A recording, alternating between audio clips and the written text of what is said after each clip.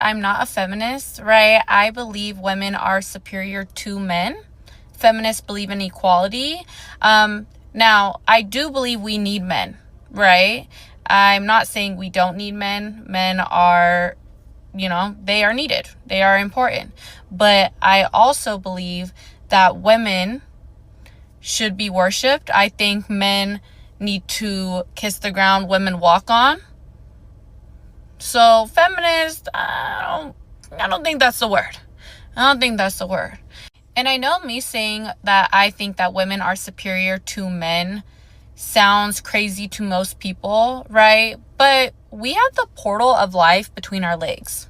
That is just insane. So just based off of that alone, this is my truth. I do think women hold the power. I think women don't know their fucking power, and that's what's wrong with the world. She is saying the truth there that a lot of women won't say, and that is that they want supremacy, not equality. And by supremacy means they just want whatever privilege they can get without giving anything in return. Now, the reason why these women get so upset is just the fact that they know they need men, and that if all men were gone, their little comfortable life that they have would be gone. But what does she do instead of being grateful for men for doing their jobs?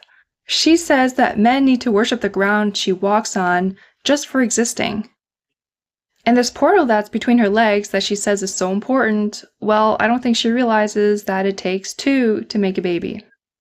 Now, if women were actually the supreme ones, then why would she need to say that they need men? Wouldn't she be able to just handle it? So I go back to work in 6 weeks after my maternity leave, and you're telling me that 6 weeks from now, I'm going to have to figure out how to get two of my kids ready, me and my husband ready, go to work the entire day, come home, take care of said two kids, have dinner on the table, make sure they're fed, do the whole bedtime routine, somehow manage to have some time with my husband, do some kind of self-care if I'm still alive, go to the gym, work out or something, and go to sleep at a reasonable hour, and then wake up and do this all over again? Don't get me wrong, I'm extremely lucky because I have an amazing husband who does almost everything, but how do you guys do it? Here's some advice. How about just do it? The time you spend on TikTok complaining about how you're going to get all these different things done, you could have just started doing it. I think a lot of times when women complain that they can't get stuff done, it just means they're just spending too much time complaining about how they can't get it done rather than just doing it. We're women. We love to complain. Now, she does contradict herself here because she does say that her husband does a lot of the work. So if he's doing a lot of the work, then what is she doing? Self-care does not take that long. You don't have to go out for a 2-hour workout. Workouts can be done in a fairly short time, depending what you're doing. I mean, she's probably dropping her kids off at daycare. It's just never enough. I mean, for a lot of these women, the husband already takes on a large chunk of the chores, and then it's still not enough. It's almost like the more he takes on, the less she can do. They just want more and more and more. I mean, they could get to the point where they just literally sit there and do nothing, and they would still find something to complain about. It's just never enough. Can we normalize you letting me borrow your husband, and not in that way, you freaking weirdos, but like in the way where you both come over and he helps, hang my TV and lift all the heavy things, and we drink wine at the same time, and I'll make you both dinner, and he can have a beer at the same time too. Like it's a win-win-win-win. But I need to borrow your husband. Yeah, that strong and independent woman facade falls off really quickly the moment she needs help.